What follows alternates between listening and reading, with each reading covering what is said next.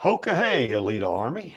Welcome to the Alita live stream of June the 23rd, 2023.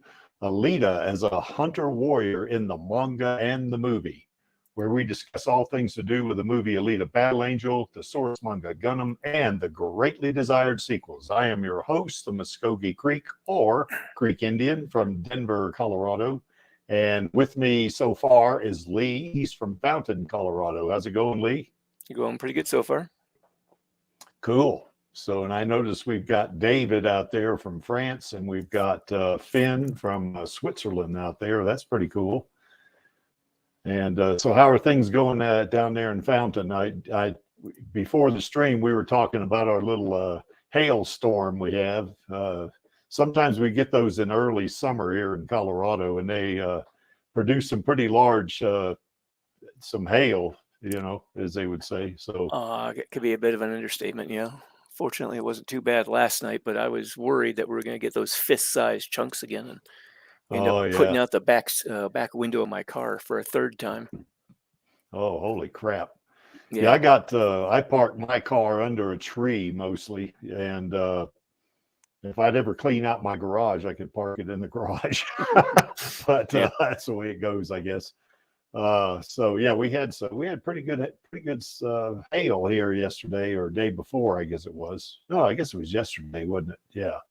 So anyway, and I do this. I guess not missing a week. I kind of got out of it. That's where I should have been when I welcomed Lee on. I think Angelus is coming on, but he's you know, I think I sent out the wrong link to the stream, so I hope he got the right. I corrected that and sent out the right link, but you know, who knows? He might be over on another link for the last stream, so I hope he's not over there. So, okay. So anyway, we'll wait for him to get on.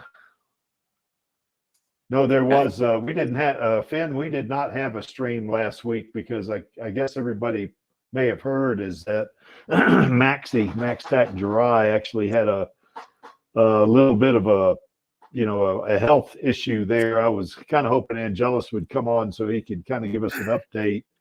I know Maxie is resting comfortably right now. It's the last I heard, but I haven't heard anything since then. So hopefully he's going to be back with us here pretty fast. I did invite him to the stream just in case he was able to come on. So, but no, there was no live streams last week, Finn. No idea what happened to him. Well, yeah. Well, okay, I can go ahead and tell you, I guess. But Maxie had I guess it was a mild heart attack. So he, he went to the hospital and he had open heart surgery. I think it was Monday or Tuesday. I'm not sure which. Yeah, okay. And he was Wednesday. I asked Angelus. I'd sent Maxie a DM and he didn't respond. So I sent Angelus a DM and he said that Maxie was in ICU recuperating. So I think he's hopefully he's going to get by this pretty well, So excuse me. Sorry. Yeah. Yeah, hopefully he's okay. I didn't know about that. Yeah. Hang on just 1 second. I kind of want to check the other. I want to make sure Angelus didn't go over to the other stream there. So yeah. Hopefully it'll let me in. I think it will.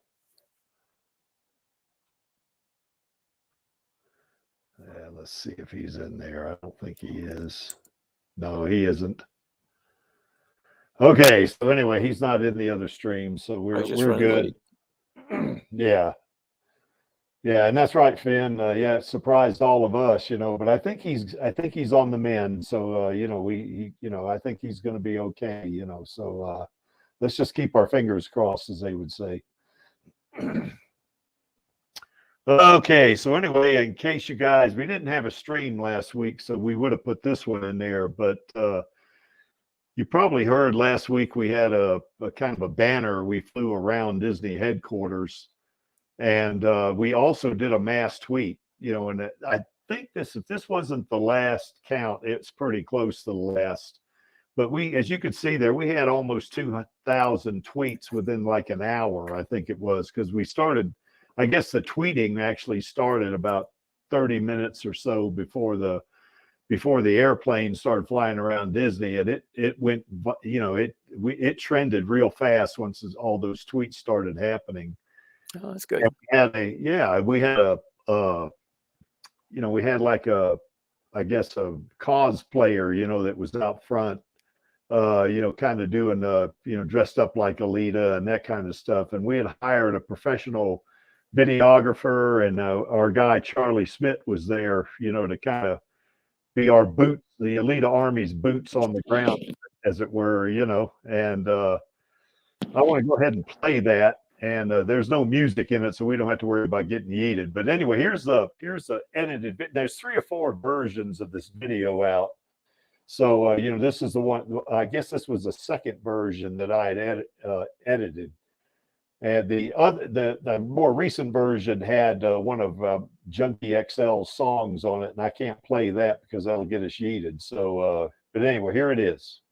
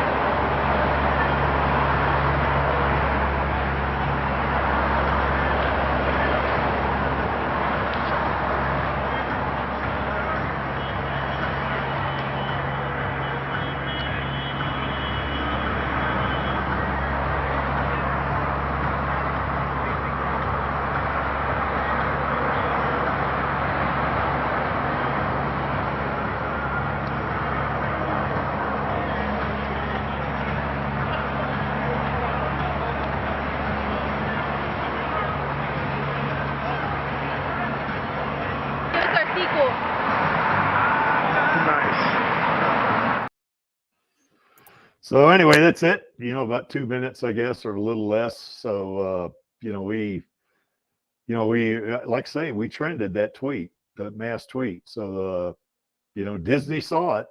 So, we just want to keep reminding them that we want a sequel. So anyway, what's your thoughts on this, Lee? Well, look pretty good to me. Let's hope it has an effect. Yeah, I hope Because he's so been too, seeming a little thick-headed lately, so. Yeah, you would think. So they could be a lot better, I suppose. Something's got to get through. Let's hope this is it. Yeah. Yeah, well, we're going to do another one of these, I guess, probably around Alita Day, more than likely, which would be September 9th, which if you're in the future, it'd be September 10th. If you're in down under, as they would say, or past international date line. So we also got going for us, kind of a fundraiser to give someone another bionic hand, like we did. I guess it was probably mid last year. I guess Lottie actually helped head that up, and Tilly was involved. And Tilly was involved in this one, and we got some videos that are coming out. I think the Alita Army YouTube channel's already released their video. Mine's coming out tomorrow. So Tilly Lockie's behind us on this. So so anyway, down in the description, I got a link. And if you can donate, if you can only donate $1 or €1 or whatever you want to donate, that's fine. If not, just retweet anything we put in Twitter or Facebook, repost it or share it again, and let's just kind of get things moving, as they would say.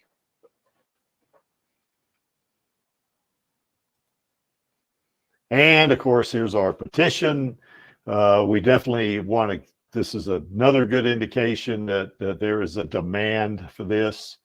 Nearly 178,000 signatures, as you can see, and I believe this is up a couple of hundred signatures at least since the last stream we did, because I think it was 771. I think was the. Oh gosh, I guess that was 3 weeks ago even. So I mean, you see, we're almost up 200 from that. That had been 2 weeks ago. Not bad. But yeah, I mean, I guess could be to the retweets and everything.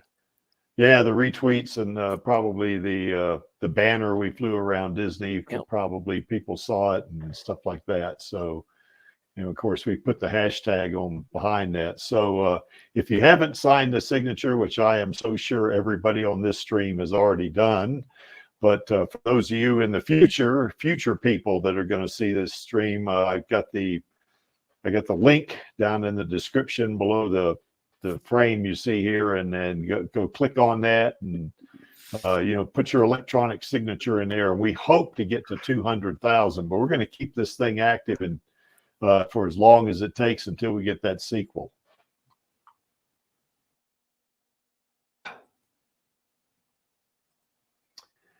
And last but not least, if you've not seen Avatar: The Way of Water, you need to do it. Now, I think the Blu-ray's out now, so I'm not sure it's playing in any theaters. It might be still. I'm not sure about that, though. But I do know the Blu-ray's out, so go buy the Blu-ray and give it a watch, because this is a really super movie. I mean, it's the visual effects. It won an Oscar for visual effects, so. I mean, it's awesome. They shot a lot of the movie, if not all of it, in 60 frames per second, which I think they do for a lot of movies now. But it just really adds something to it. The detail is just, I can't. Words cannot describe this. I mean, it's just simply awesome, is what it is. I mean, visually, it'll leave an impression on your mind. Yeah, I saw a few clips on YouTube about it, and I really do want to see it. I just haven't been able to get around to it yet. Yeah, well, like I say, it's a Blu-ray right now, so you can get that. I don't think they make DVDs anymore. If all you got's the DVD player, I'm not sure. I think DVD's old technology, isn't it? So pretty sure it probably is, or at least very close to being that. Yeah, but for sure. All I've really got is a DVD player. So yeah. Okay, so anyway, that's where we are with those three guys right there. Certainly we got this one is going to help, I think. So is that one, And of course, the fact that this one made so much money, I think that's going to give James Cameron a little leverage, to actually, get an Alita sequel. Now, there was a rumor, I think we talked about it very briefly a couple of weeks ago, about the rumor that I guess Bob Iger, who's the CEO of Disney, telling James Cameron, if you want an Alita sequel, I want you to direct it. Well, the only problem with that is I've talked to a couple of folks about that, and which I don't want to name them, but they said one of them said no, they hadn't heard anything like that, and the other one said, it sounds like BS to me. So Yeah. I don't know, Yeah, So, that's usually what I'll treat, Hollywood rumors as rumors until yeah, they get some kind of, solid yeah. information on it. Then it's probably just not really worth paying too much attention to. Yeah, it could have been something said in passing in the hallway or something like that, and maybe got misunderstood or something like this. Who knows, So, Yep. okay, I guess we can start with the primary topic here. Now, we sort of did something like this similar, probably 6 months ago or so. I think it was maybe 4 or 5 months ago. Oh, real quick. Yeah. The extremely athletic, you probably should have reworded that as superhumanly athletic. Yeah, that's right. Yeah, I think we talked about that way back then too, because she is Extremely superhuman for athletic is sure. a gross Understatement. understatement. Yeah. Yes. As a matter of fact, I guess we had a stream a long time ago, probably 3 years ago, where we were asking the question, is Alita a metahuman? And I think the consensus of everybody on the stream was that if she wasn't a metahuman, she was at the very least an extremely enhanced human. Yeah. So I don't know what the difference is myself. I tend to think of her as a metahuman because in the DC universe, Cyborg, which is a character there, which I do not think that he's as powerful as Alita is, except for the fact that he can fly, But in terms of his strength and speed and stuff like that, he's not as powerful as Alita, and he's considered a metahuman in the DC I think universe. being a metahuman is basically it's based on the power of the individual in question in relation to the population at large. Yes. So if the vast majority of the people on the planet are, normal humans, and you've got a certain person who is, well above that level, they would probably count as a metahuman. Yeah, because meta, of course, we know means beyond, human in this case, and and some of you may have seen this video I did quite a while back that was talking about Alita's her capabilities, her kind of overall strength and speed and stuff like that. And even there, I think I underestimated a couple of things, and I didn't consider the manga in that thing either. But Alita in the manga, when she's in her berserker body in the manga, she can run like Mach 6.8, which is nearly 7 times the speed of sound. Yeah. And in the manga also, in the movie she can she can heal really fast, like 5 to 10 seconds. But in the manga, and we'll see this in a frame coming up, she actually gets stabbed by a knife and the knife bends. It doesn't penetrate her, So, it depends on which version, I guess. Both of those would be considered metahuman. And in terms of her strength, in her berserker body, she can, I calculated she can curl 800 pounds. There's no human on the planet that can curl 800 pounds, Yeah. So, and fire that heavy Gatling gun holding it with one hand. That thing weighed 600 pounds, So, yeah, I think she's a metahuman, and I think Maxie thinks she's just an enhanced human. But okay, well, I guess think that's the thing. Relative to the world that she is native to, the native universe that she inhabits, she is an enhanced human. But if she were to be put on like contemporary Earth or DC Earth or Marvel type universe, she would probably count as a metahuman.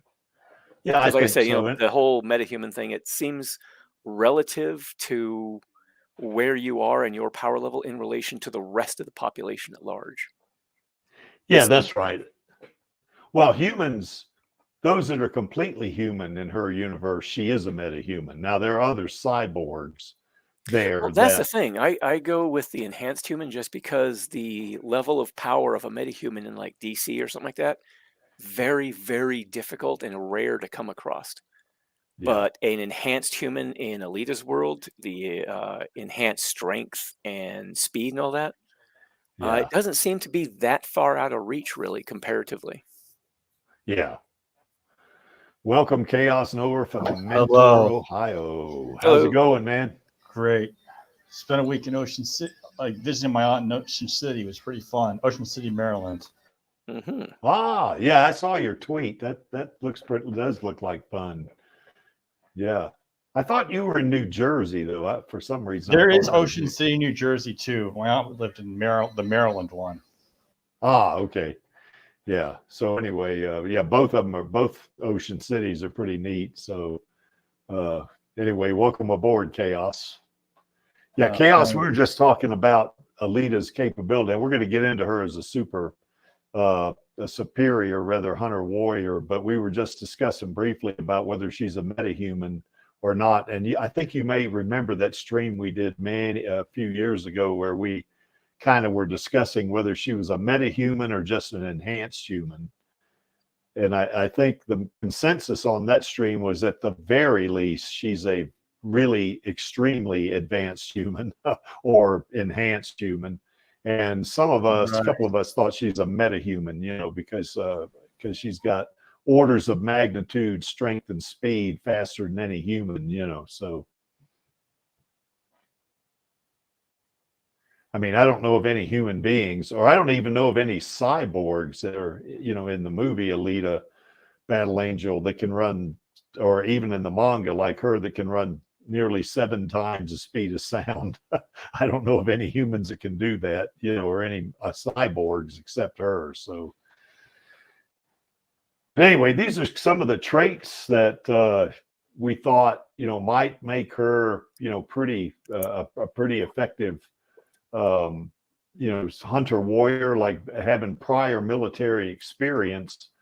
She's going to get the basics that she would probably need, the training that would work, which would really serve her well as a hunter warrior. Now it's a little bit of a different situation because fighting in a battle like she's doing there and being a bounty hunter is 2 different things. But her training in terms of being able to fight under extreme conditions, maybe a lot of bounty hunters wouldn't have that even in her time, because basically their life might not be in danger so much as a bounty hunter, although it probably would be to a degree. A number of bounty hunters are prior military. It's something that gives them something to do.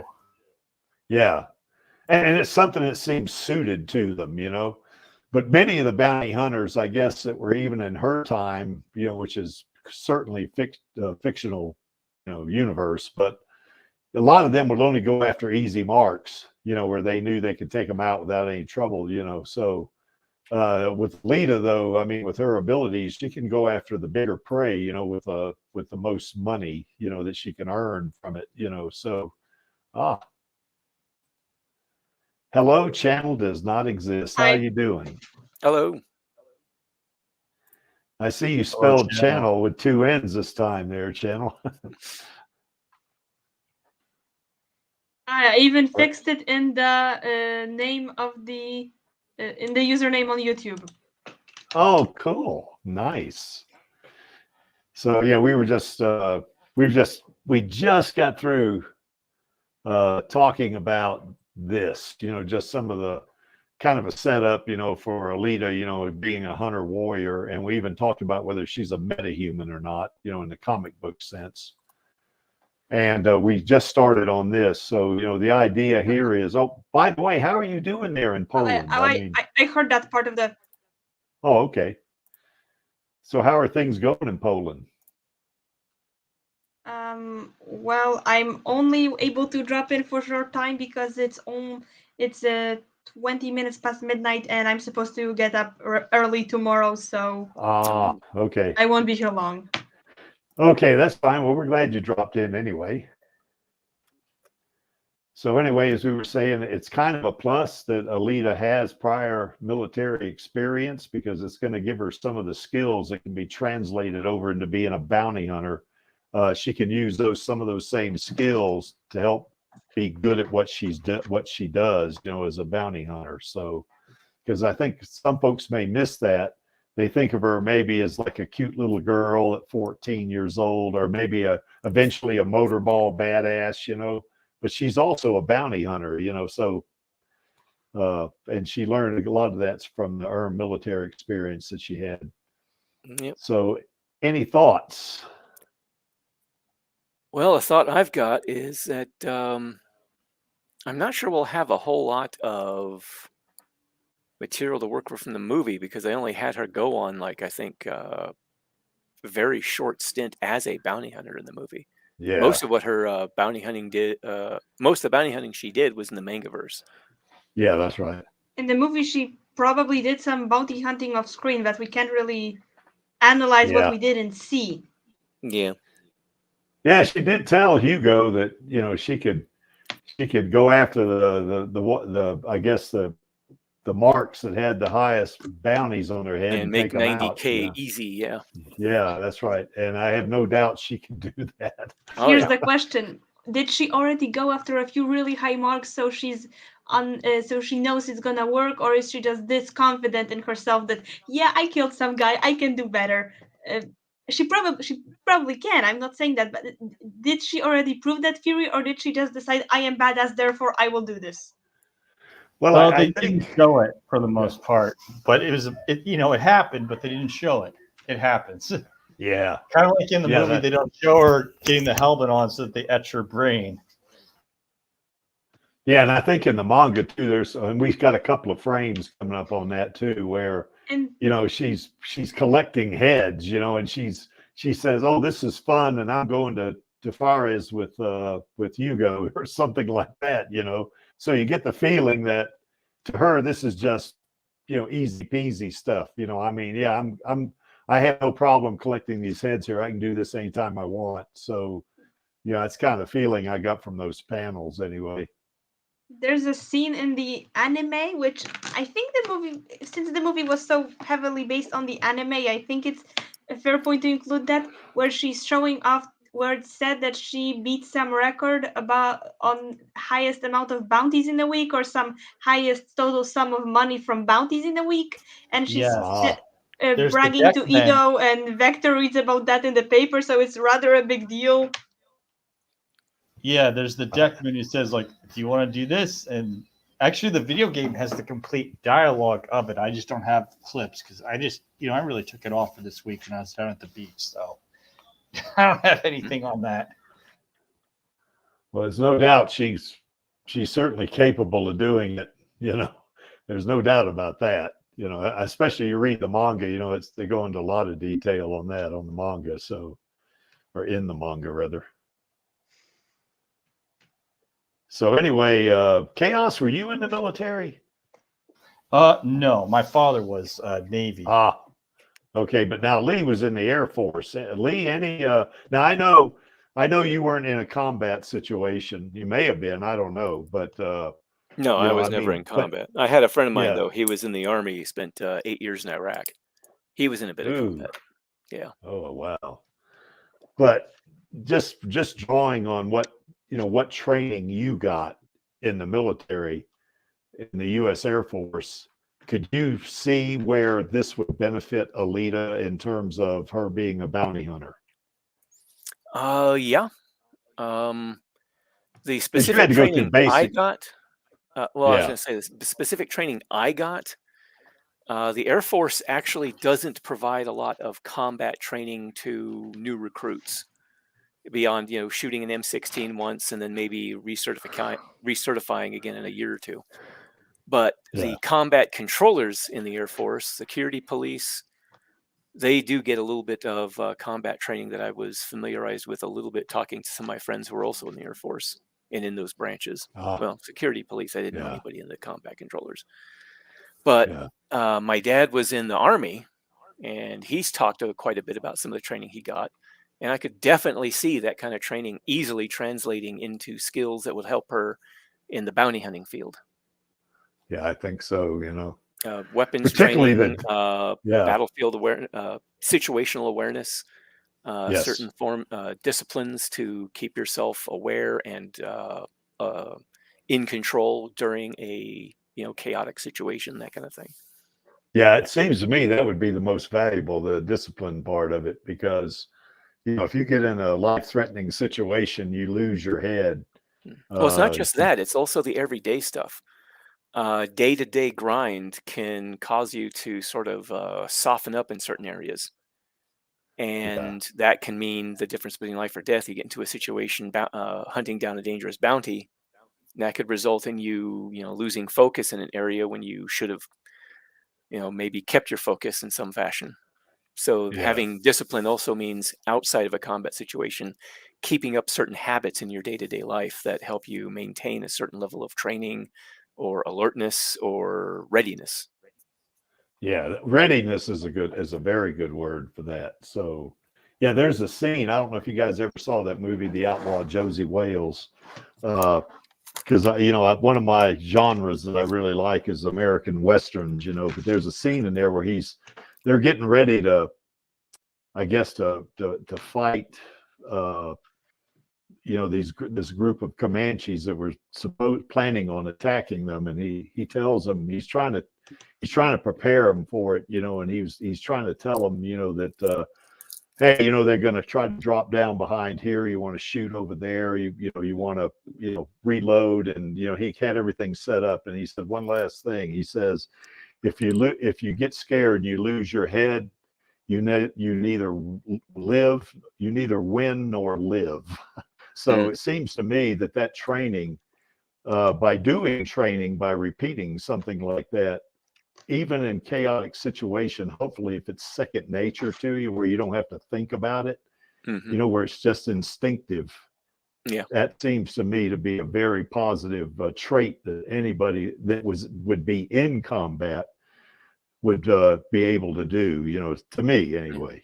Well, I see it as a big plus, because if you don't go through it and have that prior military experience imparting that kind of thing, then you have to try and pick it up on the job as a civilian going into the bounty hunting field. And that really reduces your chances of surviving quite a bit while you're trying to get that experience.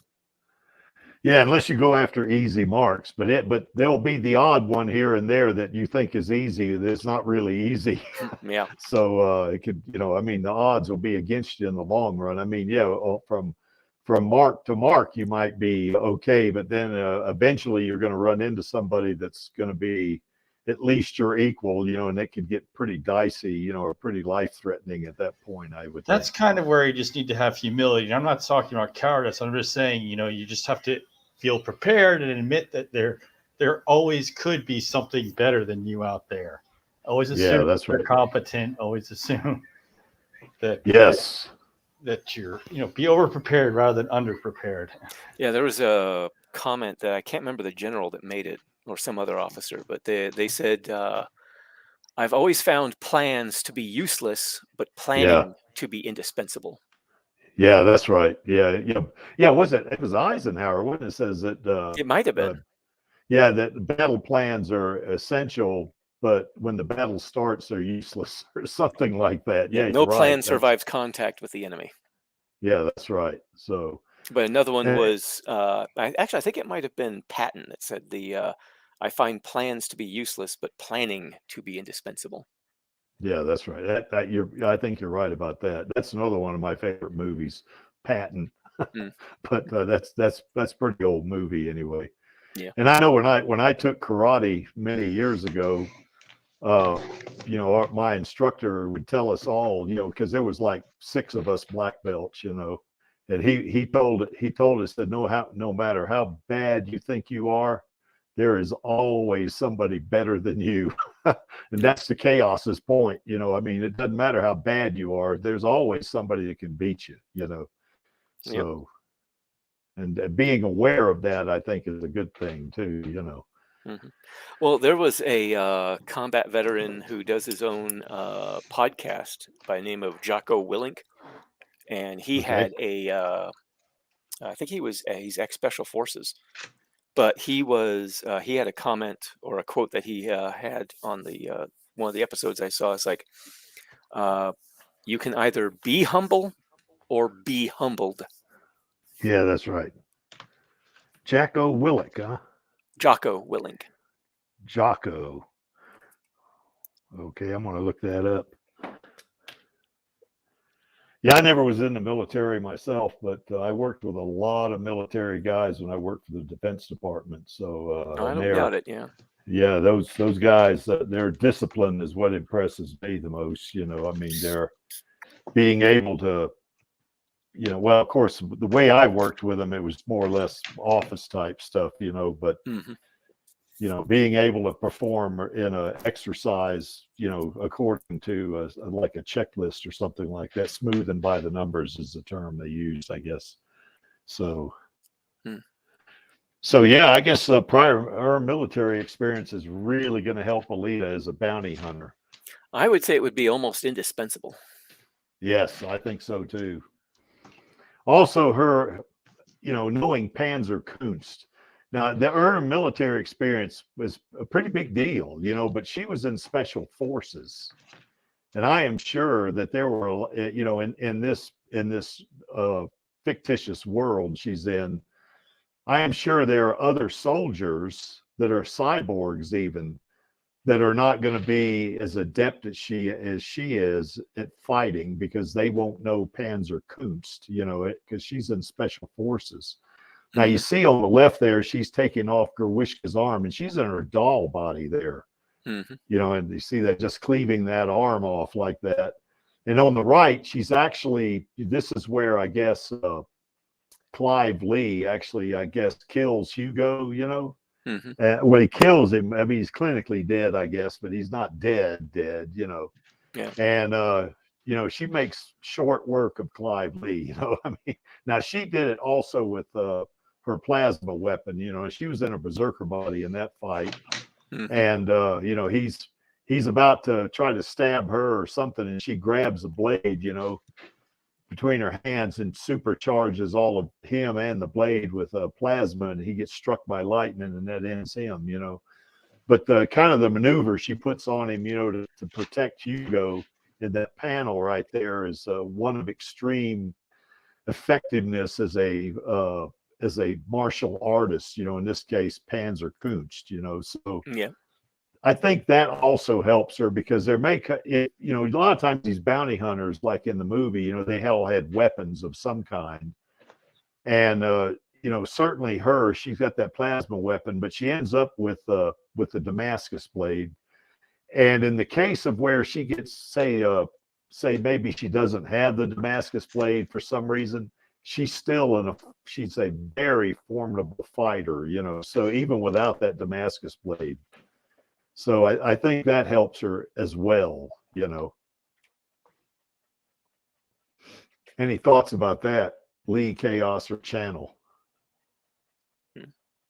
I'd say it would. I mean, you're striking someone at weak points, and figuring out, it's just a way of saying that. Yeah, I mean, there's a lot of different ways that you can be hit. And, I think one of the most interesting parts of the manga is when she meets the AR, and it's like, well, sorry, the AR is unconventional because it's actually just like her.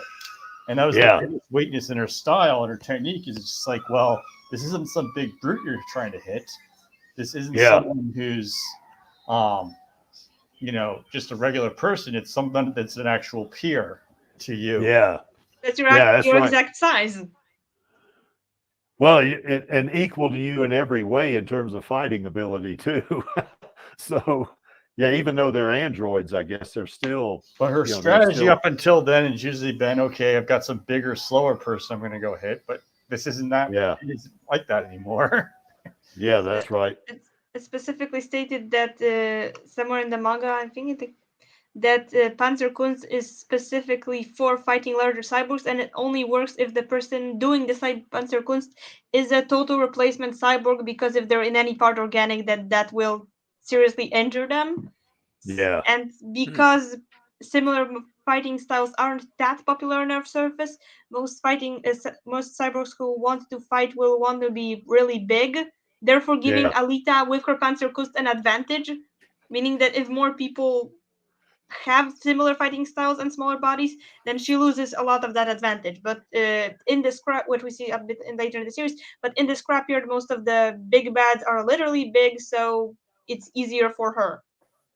Well, and to your point, Channel, on the left there, that image you see there, she's actually taking his arm off with what's called an axe kick, but you can see it's the back of her leg that's hitting him on the shoulder, and that he's made of metal. You know, it's probably, now we talked, Maxie and I and Angelus talked about this a couple of times. I mean, it's probably a weak point, you know, for the metal, but I mean, if this is steel, you know, I mean, this kick of hers it generates a force of about 20,000 foot-pounds, you know. So what that means is, if a human being was to, if they could, which they can't, but if a human being was to try to do this kind of a kick on somebody and deliver that much force, it would just shatter their leg. You know, they wouldn't be able to do what she's doing there on the left. It was that leg. Yeah. I mean, she took his arm off and she had no damage to her whatsoever, you know. So yeah, a human being couldn't do that, you know. So Panzerkunst, you know, probably not. You know, I think in the manga there was a scene or some panels where she starts a martial arts school, but that's because a lot of the techniques in many martial arts are very similar, and she's teaching self-defense, you know, to humans, you know, and others, and some of the techniques translate directly. But something like you see on the left there, where she's taking off Gerwishka's arm, they could not do this. You know, they could not take off Gerwishka's arm if they're a meat boy or meat girl. They're not going to be able to do it, you know. So now, granted, Panzerkunst is a fictional martial art, but you know, in that universe, so is also Copper Hikida Kazerio, but yeah, here we are. Yeah, that's right. What's that one? Space Karate is another one, I guess. You know, that was the one, I guess. There's an entire flow chart of how the types of karate in Space Karate are related to each other. Yeah, that's right. Yep. I love how they connected them all to each other, and also there's a chart about real world older schools of karate, and then there's just a rip in the middle of the chart saying apocalypse, we don't know what happened. Yeah, that's right.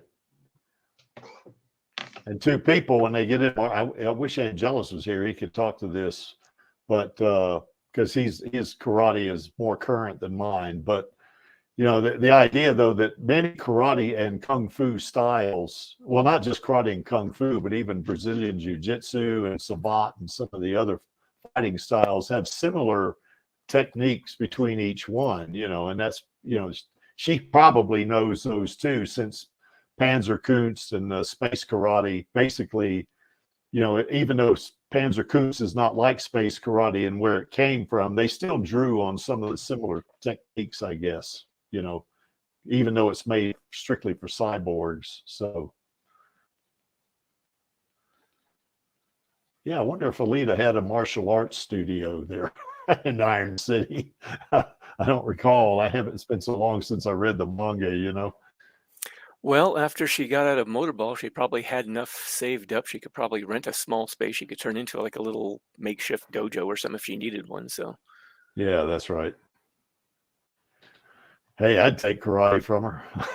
Yep. I mean, she'd be a real good teacher, I think. So, you know.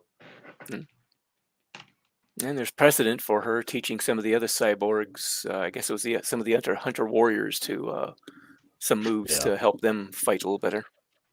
Yeah, I think so. Yeah.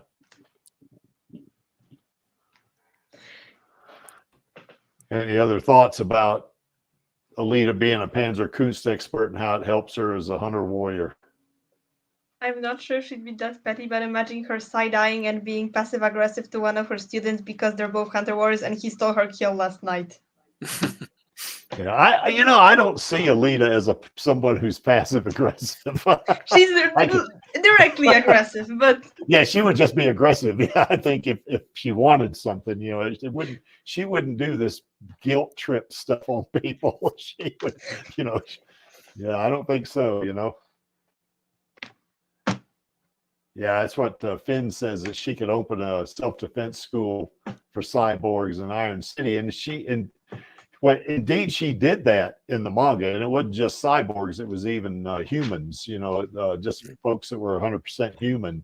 Yeah, I can't remember if she was teaching a human or a cyborg, but there was a panel in the manga where she was basically teaching somebody how to disarm a knife from an attacker. It was a cyborg. Cyborg. Yeah. Okay.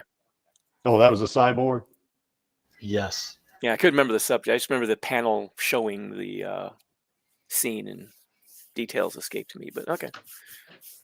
But yeah, that was an example of her, doing some self-defense training or some kind of combat training for other people.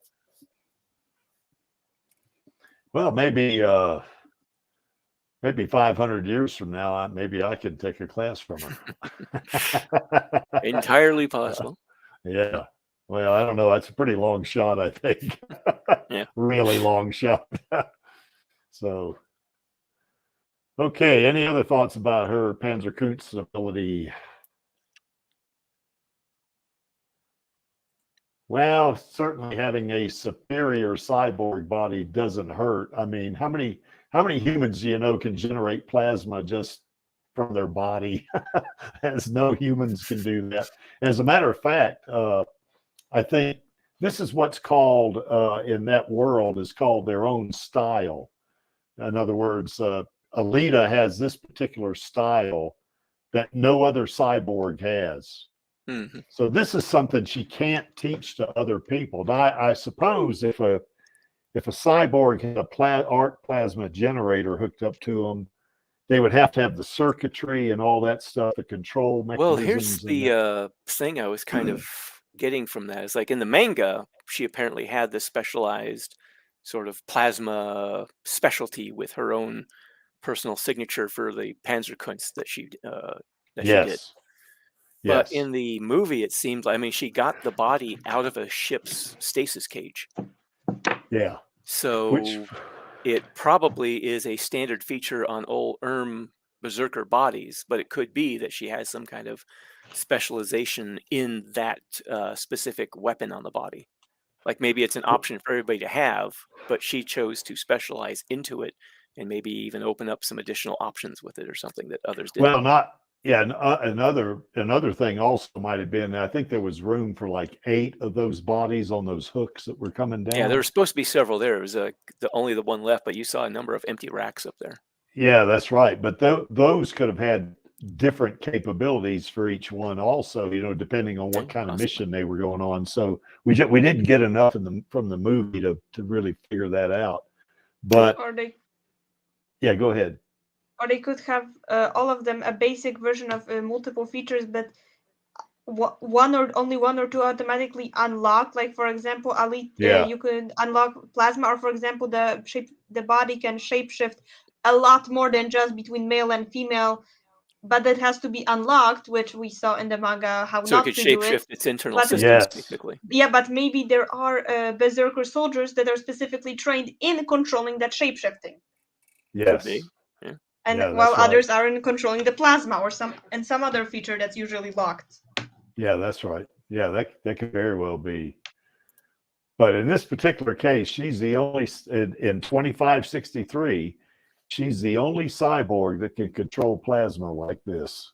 No other cyborg on the planet can do this. So she has a big advantage, I think, over other cyborgs. Even if they're a lot bigger than her, she can fry them. It's not going to be an issue for her. And in terms of superior cyborg body, you see the panels on the right over there. This is a case, I guess, where I think she's hunting this guy and this cyborg. She takes his arms off, or one of his arms off, or something like that. That was organic, because there's a lot of blood. Yeah, maybe it is organic, Meat Boy, I guess. But he ends up he's able to stab her, as you can see right there. But you see what it does to the knife. It just it just curls the knife up, and she opens opens up her coat, and there's no damage. I mean, now maybe she healed real fast, but you can see it. She had no pain. Yeah.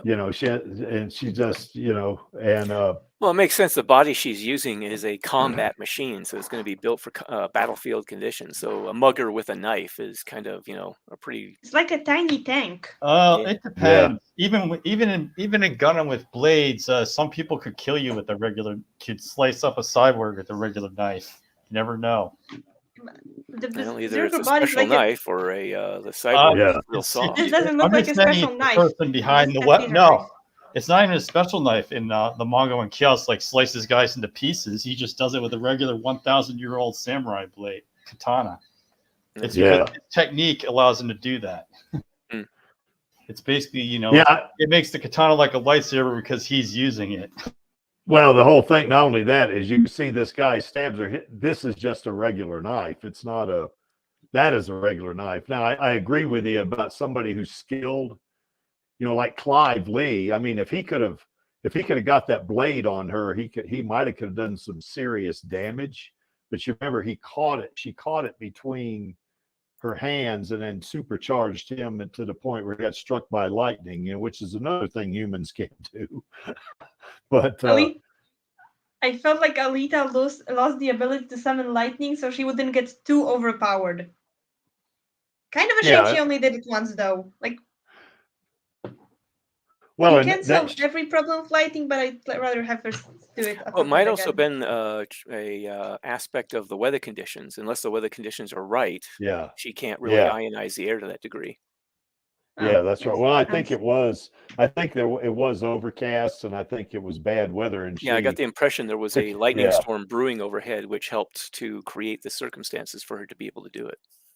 But the thing of it is, though, I mean, that being able to call lightning down like that's kind of like Thor, is in the MCU. Yes. I mean, that's pretty amazing right there. So.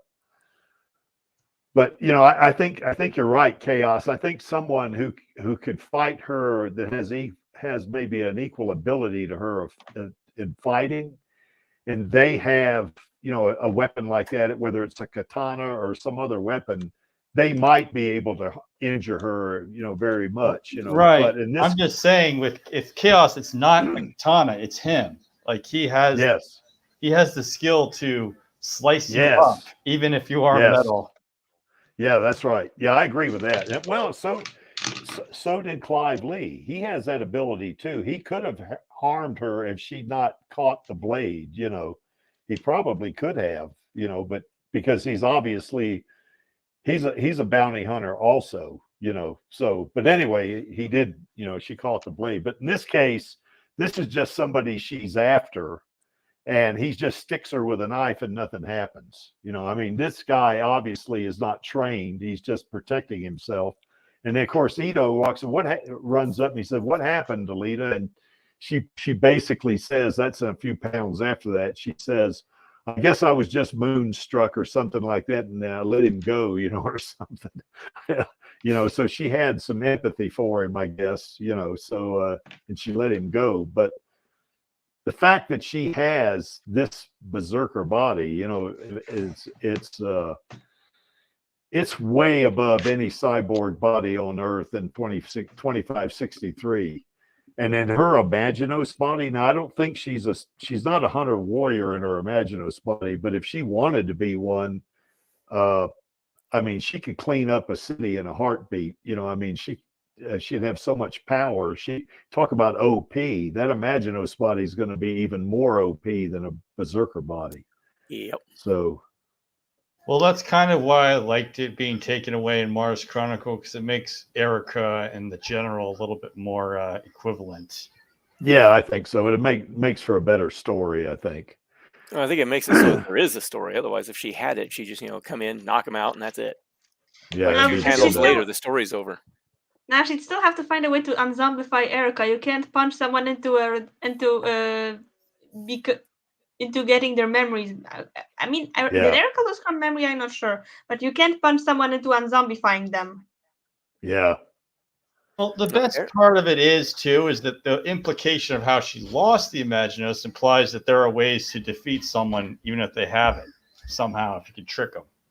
Or she was offered something in exchange for giving it up. Something that she wanted badly enough. Could be. Something happened on Venus. Yeah, they don't really give any details. So. We don't know what happened on Venus. That's exactly right. You know. What happens on Venus stays on Venus. Same as Las Vegas, yes.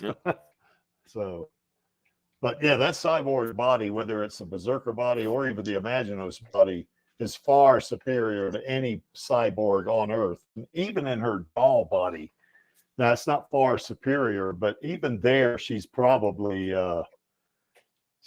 pretty tough for most cyborgs at the very least. You know, I think Grishka was getting the better of her down in the underworld, but you know, I mean, Grishka was the baddest ass on the planet up to that point, except for maybe Joshigan. You know, he was probably as bad. So Space Vegas is a city on Venus.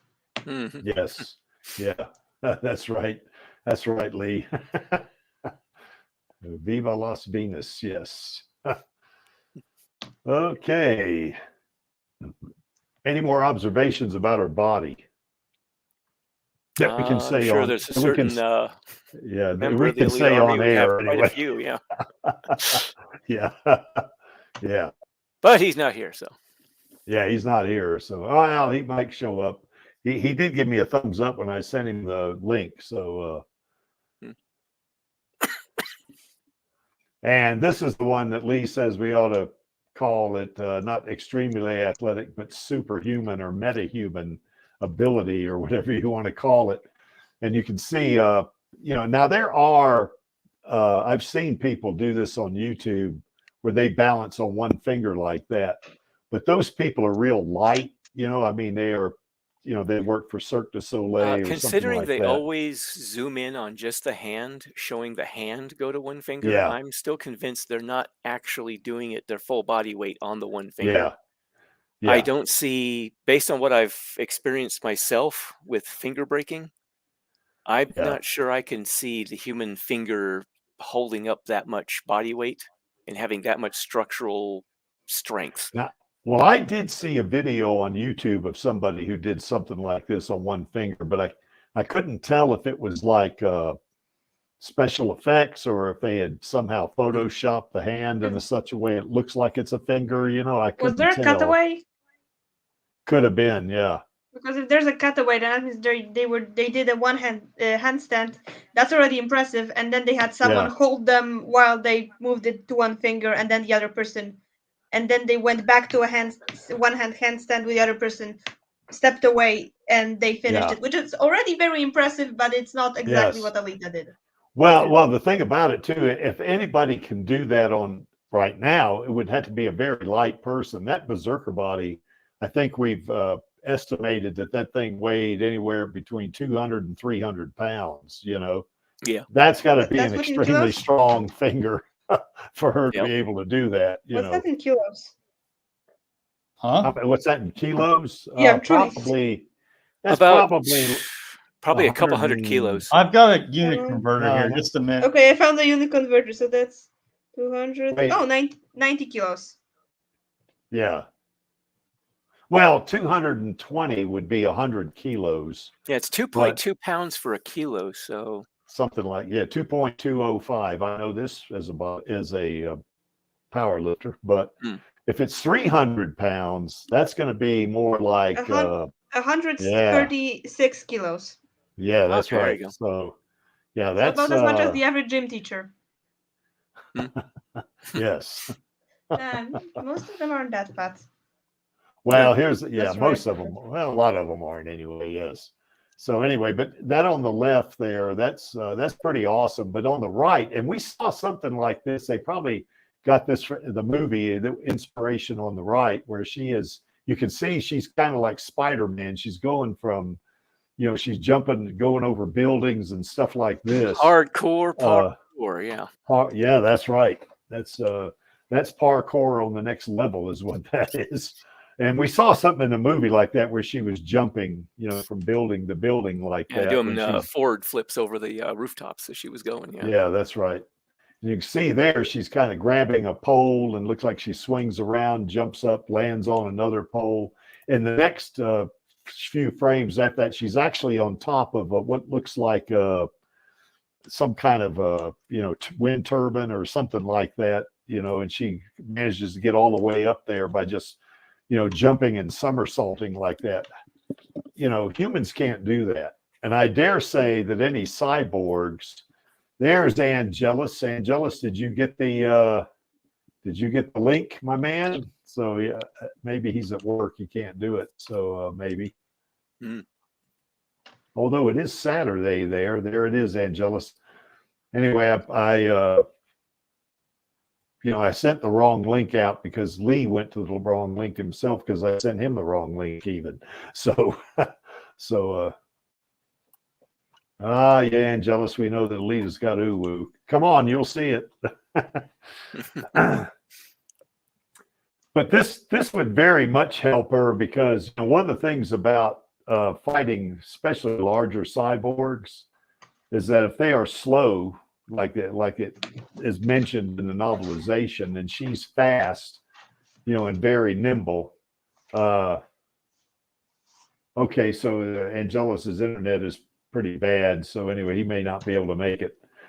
But anyway, if her target, her mark is really big and slow, and being athletic like that and being extremely fast, she's going to have the advantage. I don't care how big he is, because if you remember, now she was fighting Toji in her Imaginos body, but she was a lot smaller than Toji, and she ended up beating him. Now I think she got blown to bits and then reassembled real fast. So, which she seems to be good at getting blown to bits and being reassembled, doesn't she? So anyway, it's a little disturbing to me, and if I think about it too much, that she's actually had experience with that sort of thing. Yes. She's an expert at that. Yes, indeed. Yes, indeed. Well, she'd be great today in MMA, wouldn't she, or the UFC? Fighting. Yeah, she'd be great in that. I don't think anybody could beat her. She'd be so fast, and she's probably many times stronger than they are in the berserker body. So. Yeah, her berserker body seems to give her a good balance of high speed, mobility, and physical power with which to take on an opponent. Yes. Which, oddly enough, is also what you want to look for in main battle tank construction. You want to find a balance of mobility, armor protection, and firepower.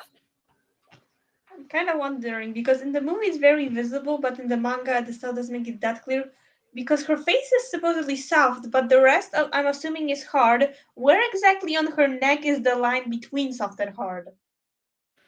In the manga or in the movie? In the movie it's pretty visible where the soft silicone skin ends, but in the manga, where's the line? I don't know. The manga seems to be a little vague on that for the manga. Yeah, I do know in novelization, with that mirror scene where she pushes on her breast, she pushes on her butt, and they're real soft, but other parts of her is real hard, so I guess how is the whole body soft, because it looks like the same material all over except slightly shiny. In the movie they just went for a general what's the word, consistent look to the material. Yeah, that's right. Yeah. But the construction in the novel was supposed to basically, some parts of the body are constructed of a softer material to better simulate the way the human body acts to, sitting in a chair or engaging in certain other activities or, what have you. Yeah. Plus, having a softer, more flexible material helps with keeping mobility in joints. Like with Alita, her hips, if she had just hard armor plates along there, you'd have a much more visible, large joint mechanical looking joint to the hips, because and I don't think she'd be as flexible as she is here on the right either. yeah. So there's jumping. Yeah. So that material at some point it sort of switches from very hard and armored like to more flexible, but still, I would imagine, very protective. Yes.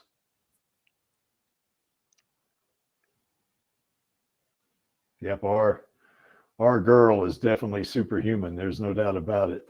I've often said that she's not a superhero. She's not that, but she definitely has superhero level ability for sure. You know, particularly in that berserker body, she definitely has superhero level ability. And in her Imaginos body, she's got godlike ability, especially in that Imaginos 2.1 body. I mean, that's way, way overpowered right there. And I think that's probably why in that, I guess it's in the 7th volume of Mars Chronicles, you know, she's kind of like in a different body, which is supposed to be after Venus and all that kind of stuff, I guess. She doesn't have that body, you know, so I guess once again, what happens on Venus stays on Venus. But that's probably why Kishiro maybe said, okay, I've gone overboard here on this body. I better go back to another body on this one, you know. So because I don't say in that Imaginos 2.1 body, I don't see how anybody could beat her. I mean, she can move near the speed of light. She's got orders of magnitude of strength advantage, even over the berserker body, you know. So I don't know how anybody could beat her at all. I mean, you know, she's got Thanos and Darkseid and Superman level abilities in that body. So that's why they had to first make her conflict something emotional instead of something that she can punch, because if it was something she could punch, then she'd be done with it in one chapter. And instead, if it's convincing Erica that she's under mind control, and 2, getting Erica out of mind control, then that can't just be punched away. That has to be solved in some other way. And then that plotline didn't really get followed through with yet. So we're going. The story just went to a flashback again to not have to deal with any overpoweredness. I'm assuming that's part of why the flashback is so long, because any meaningful stories that can be told of Alita now are stories that would be stories where her problems cannot be solved by sheer force. Yes. Well, one thing I really like about Alita, you know, is that it's certainly, you know, having uwu is important too. But, you know, one of the things I really like about her is the power she has, but she's also got a very human side, and she can be sad, you know, she can cry, you know, and stuff like that. She's not your stereotypical like superhuman superhero type person, you know. She's very, very human, you know, and she can experience, you know, human emotions like other, you know, like anybody else, you know. And I think that's one of the things I really like about her, you know. And I also like the fact that she's not a goody two shoes all the time. I mean, she can be off the rails, you know, in a major way. And I think we talked about that a few streams ago, where we asked, was she off the rails when she was in the Badlands arc, you know? And we all concluded, yes, she was very much off the rails until we met Figure 4, you know. Which meant, you know, she could be in a very dark place and she meets Figure 4 and then, of course, falls in love with him. And then, you know, then it's back to normal, I guess, you know. So, or at least he gets her in touch with her humanity again. So I'm thinking another question, not at all Hyper related. If you were to hug Alita, I know it's mostly hard, but would it be cold or warm? Because on one hand it's metal, so I'm assuming it would be kind of cold, but on the other she says that her tuned body overheats easily, so it should be warm, if not hot to the touch. So I kind of looked at it a bit like in my story, I had it a bit like, you know, like my computer. Even while it's idling, there is a little bit of wafting of warm air coming out of the vents.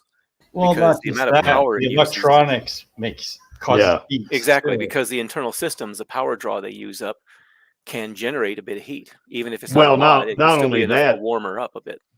Well, I think even the ambient temperature, you know, the air is going to is going to keep her warm to some degree. If she goes out into like the Badlands where it's over 100 degrees Fahrenheit or say 35 to 40 degrees Celsius, she's going to be warm, but she also has to have cooling systems in her as well, you know, because which is going to vent the heat to outside of the body's shell.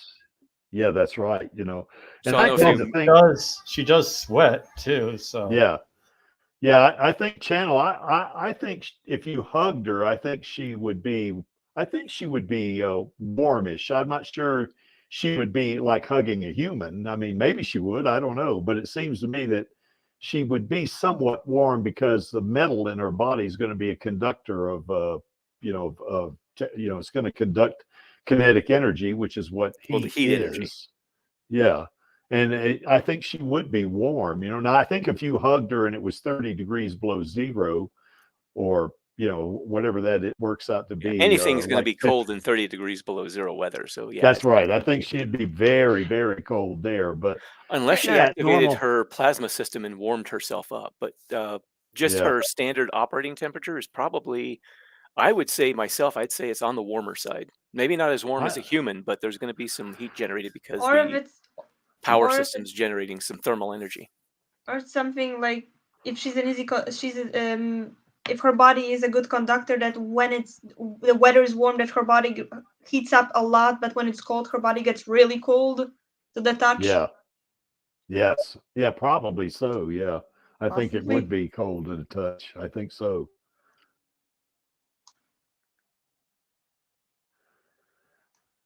Who knows? I once tried to measure the temperature of my hands with a thermometer, and it displayed, please point towards something that's living. I changed to the setting of that lets you measure temperature of the air, and it showed 24 degrees Celsius. Okay, well, that's about what, 50 degrees Fahrenheit, isn't it? Or no, it's more than that, I guess. That's about 24 degrees is a pretty comfortable temperature. 70. Yeah, 7 degrees. That's 75 Fahrenheit. Yeah, that's right. 75 Fahrenheit. Yeah, I wish the U.S. was on metric. Anyway, that's my opinion. I've been finding myself using the metric system more often these days. Well, I have to use the metric system because powerlifting is all in kilos. It's not, there's no pounds. I mean, when you compete, they'll announce what you're lifting, and they'll say whatever the weights are in kilos, which is the mass, and then they'll say which is 280 pounds, 280 pounds or something, you know, whatever the equivalent is, you know, in the English system, you know. But they key on metrics, you know, they key on kilos. So Alita is a superhuman when it comes to athleticism. And I still maintain, Maxie and I kind of disagree on this to a point, but I maintain she's a metahuman. I think she's, even in her world, she is above any cyborg, you know. So I mean, well, I'm not so sure. I mean, Koji did blow her up. Sure, she recovered from it, but that was the imaginative body doing that. Yeah, that was the imaginative body, but that was. And Nova blew her up. And she did one loose to Kairula, who's not even a cyborg. There is that, yeah. Well, she is a several 100-year-old vampire, but yeah, there's. Yeah. But that also puts Karula in the very high end of the power spectrum as well. Well, Karula's a metahuman. Kairula's already there. Yeah. I don't know about this, Angelus. I mean, I guess my arms are fairly big, but you know, I suppose. But I don't know about tree trunks, you know. Yeah, Angelus, if you could come on somehow, we're gonna talk about the uwu, so you may want to hang in there a little bit. So. Yeah, last time I measured my arms, I think they were 18 inches or something like that. So anyway, it is what it is. Okay, any more thoughts about our girls' athleticism being superhuman as it is? Oh, 45 centimeters. Yes, that's right. And that's circumference, by the way, Channel, not diameter. I figured that one out. Yes. How would you even measure the diameter of your? I guess you could with math, but Yeah, I guess. Well, you could measure the circumference and divide it by pi, I guess. yeah, So anyway, circumference yeah. makes more sense. Yes, it does. Yeah, I think my right arm is 18 inches and my left arm's a little over 17, I think. Something like that anyway. I wouldn't call that tree trunks though, Angelus. So I don't think there's any question about this. You know? I mean, here's Grishka, and she's in her doll body here. And even though in her mind, I think she's probably already figured out I'm going to die. So I may as well give him a present. Yeah. That's probably was the thought in her mind, at that point, because she is hacked to bits, as you can see there, but she wasn't afraid of him, in that fight. I mean, that's not to say Alita can't feel fear. I mean, Well, in the manga, notations that Cameron had on that one site that was posted up, he describes her as fearless, but she does fear for those she cares about if they are threatened or something happens to them or something like that. yeah. But he describes herself as being pretty much mostly absent of fear, fairly fearless. Yeah. In the movie, there was one shot there where she's in the underworld behind that column and Grishka jumped down. And the look on her face, to me, it looked like she was afraid until Grishka told her that his master was Nova or something like that, and her demeanor changed. And when she said, "What do you know about me?" I mean, it was like turning on a light switch.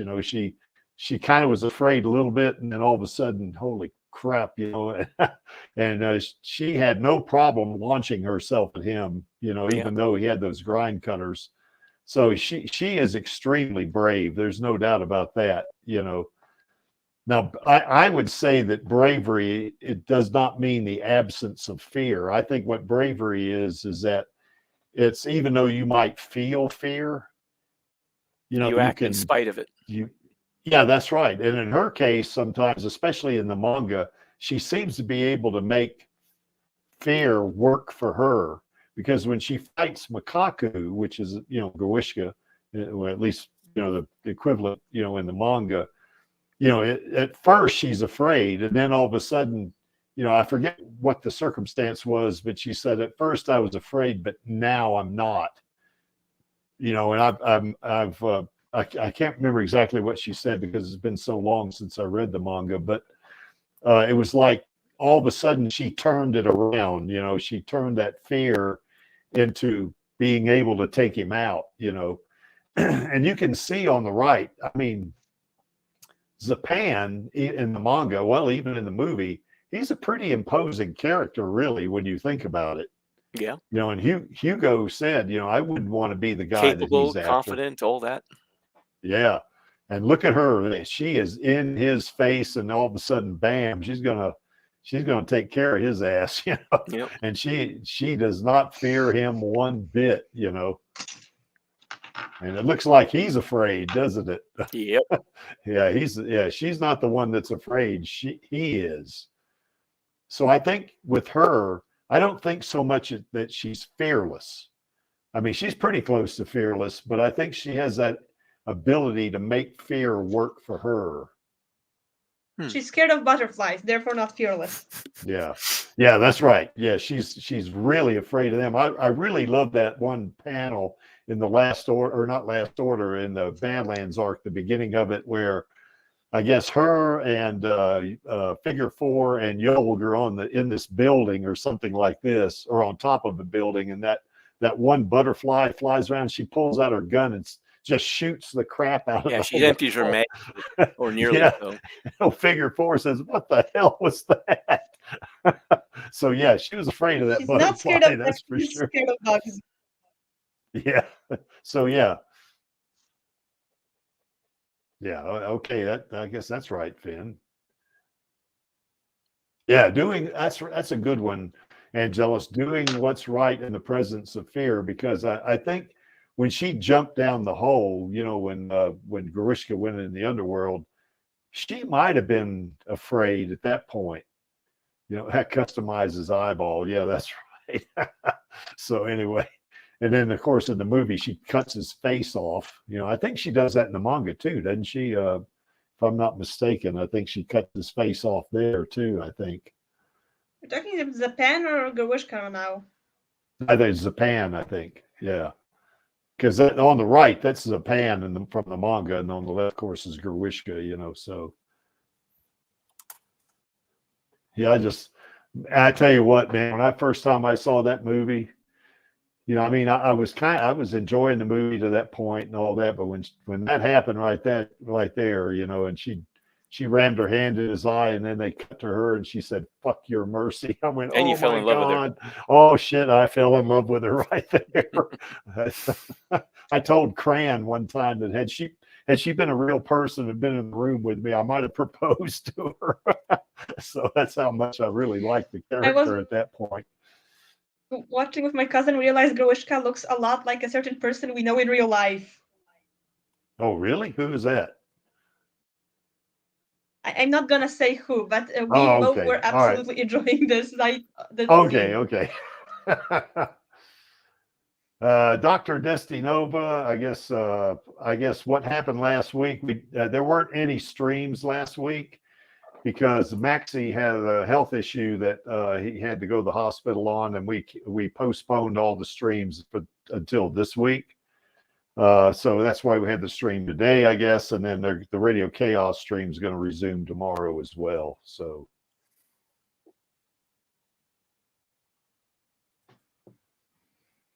the Reaper and Alita would be a good B, and I don't know the Reaper, Finn. Is that? It's the Doom movie that's based off the video game. Okay, I have played Doom, and I can't remember the Reaper. It's played by Carl Urban, who you might remember from Judge Dredd or yes, or The Boys. Now I did see the movie Doom, but God, has it been a while since I've seen that? Yeah, I do remember Carl Urban. Yeah, that was in that. Was that in the 90s or what? What was it? It was 2005. Oh, it was a more recent one. Okay. Yeah. That's 2005. Yeah, it was during the time of Doom 3, which I actually like the third Doom game, even though a lot of people don't. But it was kind of based off that one. But it's a bad. Well, the it's movie a funny, Doom is hilariously bad movie. Well, the movie Doom, I guess, is the one where the Rock turns into a zombie himself, doesn't he, or something like that? Yeah, the sergeant. Yeah, turns into a zombie. Yeah, that's right. I remember that. Yeah, so yeah, but it's been a while since I've seen that movie. So, well, damn near 20 years. I mean, you know, so. Yeah, that's right, Finn, or Lee. Yep, that's right. And Finn, yep. Okay, any more on Lita's bravery, I guess. I mean, that little girl is really, I'm not going to call her a little girl, excuse me. That lady right there is, if you look up the word brave in the dictionary, her picture's right next to it. Because, I mean, she is the epitome of bravery, I think, you know.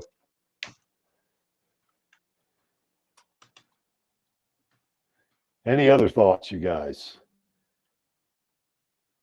I think we covered it pretty good.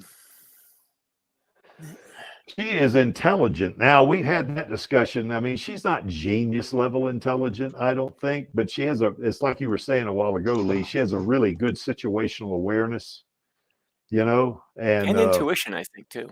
Yeah, I think intuition, yeah, that would be part of intelligence. And she seems to have a very flexible way of thinking and looking at things.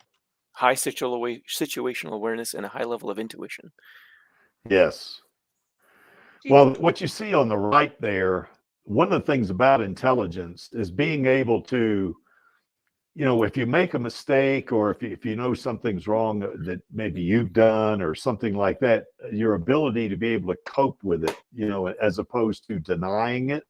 And the one on the right, she's talking to Joshigan right there, and she is, I guess, a kind of accepting of the fact that, okay, asking Joshua, why did you die? I wanted to learn a lot more from you, you know. That right there is kind of, to me, is a sign of intelligence when she knows her own limitations and that she wanted to learn more from him, you know. And I think this was that period of time that was like 12 years after she fought Joshua in Motorball, you know. So at this point, she's about 30 years old, I think, you know. And, you know, just that recognition, you know, that, yeah, I could learn more. You know, to me, that's intelligence. What do you guys think? What do you think about her intelligence? I think that's more of humility. And I do feel that there were at least a couple characters who could, you know, deduct things a little quicker and easier than her. But that was kind of good for that part of the manga, I'd say, because it's kind of makes it a teamwork effort. Yeah. She definitely is smart situationally, but while she's not genius on that one, I think some people discount that she's also kind of book smart too. Yes. We see her reading the first manga, but she also makes a demonology joke when Figure asks her why doesn't she have an explosive on her. Also, she does ask around when in Zalem, one of her first questions about when she hears about the Zalamite eugenics is, wait, how do you not have inbreeding? So she does think on that in that way too. It's just that because there are a lot of characters that are way more associated with genius that Alita, that people forget, and Alita is average in that regard, that people seem to forget and slightly flanderize her to be on the stupider side, where while she jokes about herself being stupid in the first series, she's really not. Yeah, Yeah. she's got her some pretty good level of intelligence. Her main intelligence is situational and strategic, but the other types of intelligence aren't completely left behind either. Yeah. Oh, there was that. I think you mentioned it, Channel. That one fan fiction, Shattered Mirror. The guy who's writing that, he actually touches on that in his story too, in the recent chapter, that she studied philosophy. The whole thing. Oh well. Wait, when's the new chapter? As in, there's a second chapter of the second. There's a second chapter, the second part. I finished the first part. He did. I didn't read the entirety of the first fic. It was, I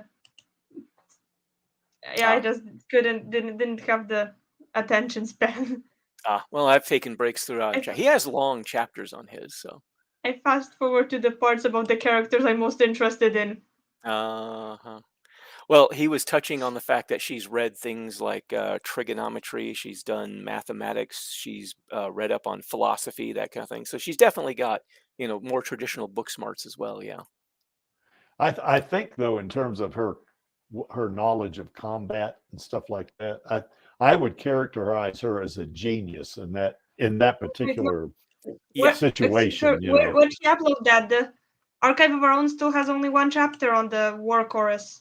Yeah. Oh, in that one? Well, he was saying he had the chapter 2 up. I've read the first chapter of War Chorus, but he was in a comment he made to me when I left a little bit of a comment of my own. He said that, yeah, I guess maybe he was saying chapter 2 was coming or something. I thought it was already up. I gotta check that. And no, just out of curiosity, have you gotten a chance to check out mine, or were you not interested in that one? If you don't have the attention span for his, you're probably not going to really find mine all that interesting. I'm sorry, Lee. I read parts of yours. I've been gone. Like I said, I went down to. Oh, you're on vacation. Yeah, you want to. Yeah, I read parts of yours. Okay, not all that interesting. No, it was okay. You sure? Because it was more. I did have it be more, you know, cerebral. So I figured it, from the sound of it, wasn't something you were going to find too interesting. What I like about Lee's story, it was a lot more emotional. Well, it's a guy dealing with, you know, mental issues. So. Well, what I like about Lee's story though is I like the interaction between Jason and Alita. You know, I mean, some of it's even humorous. You know, there's that one thing, Lee. We talked about this where, you know, he's going to be put in this harness and she's going to carry him. You know, and she said, you know, she tells him, you know, to quit acting like a baby, you know. I mean, Yeah, he's being complaining a about how harvest- long it's taking to get the thing fitted, and she says, "Stop being such a baby." He's like, "It'd be easier to do if you weren't carrying me like one." Yeah, that's right. I thought that, and then they just kind of look at each other, you know, like, you know, okay, friends would do that, you know. So well, it I is where thought I'm that trying was, to direct their relationship towards, as far as them being, you know, more almost sibling type yeah, friendship. yeah. Although he is quite a bit older than her, he was Yeah, 50 something, and at that point, I guess she's 20, isn't she, or something like that? around there. Yeah, because it's after Hugo, you know. So Yeah, I think I and put it 5 months after Hugo. yeah, so she's not 20, she's real close. So, you know, because she was like 19, I guess, when Hugo, you know, fell off the supply 18 tube. or 19. She was somewhere Yeah. in that neighborhood. Yeah, yeah, that's right. So,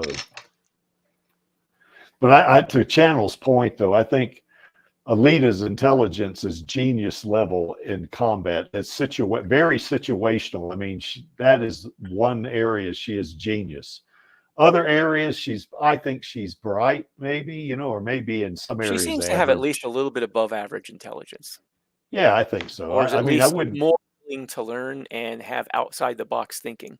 Oh, looks like Yeah, had to go. And yeah, I it's think really so. late, so Oh, I'll yeah. probably be going soon too. Oh, okay.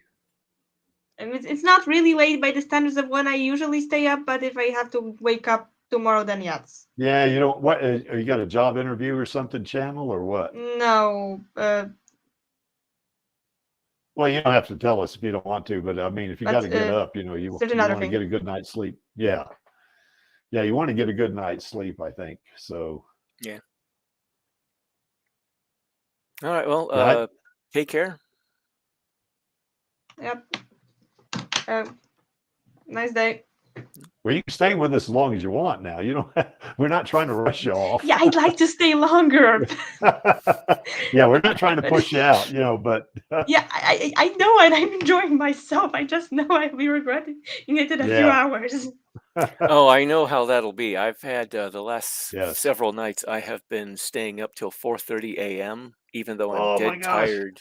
Yeah, my insomnia has been hitting me really hard. When do you wake up? I usually have to wake up around 6. That's 2 Whoa, hours of sleep. Do you nap half the day to make up for it? I end up sleeping at times I shouldn't be sleeping. Yeah. Well, I know I got to get at least 7 hours or I'm worthless the next day. Some would say I'm I worthless am anyway. incapable of. I'm not sure if I sleep that long. I usually just nap during the day, so it makes up for that, I think. Yeah. To Finn's question Is here, there any mention of Alita's parents in the manga? Not Maybe really. she. Well, in Read Mars Chronicle. There is a mention I'm not going to of a say mom. anything more than just the fact that in Mars Chronicles there is mention of parents. What you might think of as parents. Yeah. Origin. Yeah, origin the story. explanation of what happened. Yeah, in fact, there's 2 moms mentioned, but no, it's not lesbians. It's got a pretty high creep factor, I think. There is an origin one story. And there's the adoptive. Yes. That's not too big of a spoiler.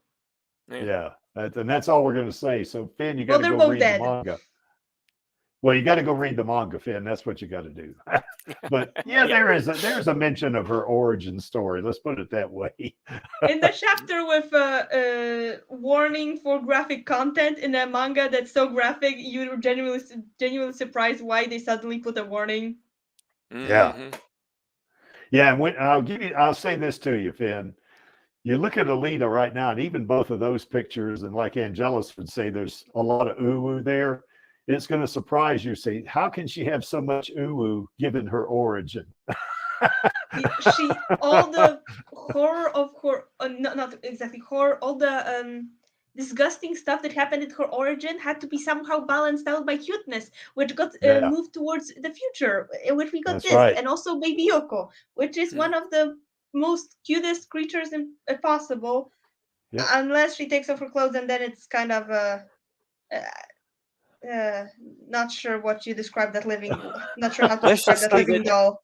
There is an origin creepy. story, and secrets are revealed. So we'll leave it at that, and go read the manga. Yeah, go read the manga, Finn. But what I like about Alita here is her acceptance of the fact that she needs to learn more. That's what makes her intelligent. She's always striving to become better. That's right. So and her intelligence is the same, because she tells Joshigan, which I think she's having a mental image of him, like a dream, or is she in the Ouroboros here? I'm not sure. No, I think. But anyway, in the Ouroboros. Yeah. Okay. She says, I wanted to learn from you. I mean, there was so much more I wanted to learn from you. Yeah. So she recognizes that, she needs to learn more, so I think that in my book, that makes her intelligent, the acceptance of the fact that you're not as smart as you think you are. Well, like Chaos is saying, that also encompasses a certain level of humility as well, understanding that you have shortcomings, but having the drive to try to become better and overcome them as well. Yes. And shortcomings as actual flaws, not, I think I'm not immortal enough. Yeah. Okay, so we got through the preliminaries there and just got 2 or 3 slides on this one. Yes. Yeah, Alita the Hunter I think Warrior. I'm going to finally leave now. Bye. All right, see you, channel. Thanks for joining us. So anyway, you see there that Alita, now the reason why that's there, that I find this a little humorous myself, but here it's just an acceptance on her part that she's so good that she's going to make 10 million chips in a month. Now, we don't know how much a chip is, or a credit if you're for the movie. Yeah, you don't know what the buying power of it is, but apparently it's pretty good since she's. But it seems like to me that a million or 10 million of anything is a lot. So, yeah. And it's just a gut feeling, or with her, or just a instinctive acceptance is, I am going to make 10 million chips, I mean, because I'm that good, and of course she wants here that, I think what comes after that, those panels, is she tells Ito that she's going to go to Ferris with Hugo, Yeah. And that's why she's doing it. So for her, this is just a means to an end, being a hunter warrior. It's not an end in itself, so, I think just that confidence, makes her a really good hunter warrior. I could almost count the number of heads that are in that bag. Yes. Well, she says there's 100,000 chips on that one head that went in there. And it looks like there's at least 3 more in there. So if they were anywhere near 100,000 chips, she's got damn near 500,000 chips from just that one bag right there. Yeah. So, or if some of them are maybe 50,000, 60,000, it's probably at least a quarter million. Yeah. But it's just that, I'm going to make this money, and then I'm going to go to Ferris with with Hugo, so I get Zalem and Tavares mixed up sometimes. So, and of course, in the manga, initially, Ito doesn't want Alita to be a hunter warrior, but he accepts it eventually, and they actually do work as a team, Yeah. So, there was that one scene where she, we had a few frames ago where she got stabbed. Yeah, I wonder if they're going to do that in the movie, have a point where Ito and Alita are actually out hunting, and since he finally accepts her being, a motorball paladin, he finally decides to accept her as, hunter warrior in her own right, and goes out hunting with her. Yes. I think if they do that, I think it'll just be a very short segment at the beginning. Yeah. I didn't think it would be a lengthy one. It'd just, if they were even going to have that happen at all, or touch on it at all, or if they were just going to keep it where, with her doing motorball now, she maybe puts bounty hunting completely behind her. Well, if they if they follow your story, then she's going to be both at the beginning, huh? Well, that's the So, thing. In the manga, and I think in the movie to some degree, I got the impression, at least in the movie, it was a bit like the manga. The manga seems to have all the matches packed in really tightly. You have like maybe at most a couple of days in between yeah. matches. In mine, Would- I did it a bit more like what I looked up like NASCAR, and mhm, sometimes it's a couple of weeks between yeah. races. So I had mine be about a week and a half in between like 3 games in a row. Then a week Yeah. and a half later, they have another 3 games. Well, I do know one thing in professional baseball, they play damn near every day. So, Mm, you couldn't be a bounty hunter and be a pro baseball player. yeah. And the same would Now, be is that true with, actually playing on the field, or is that just practice every day? no, that's practice every day. For a 6 month stretch or so, maybe 7 months tops, Okay. they play 162 games. So, Well, you also have, yeah, the major league teams, stuff like that. With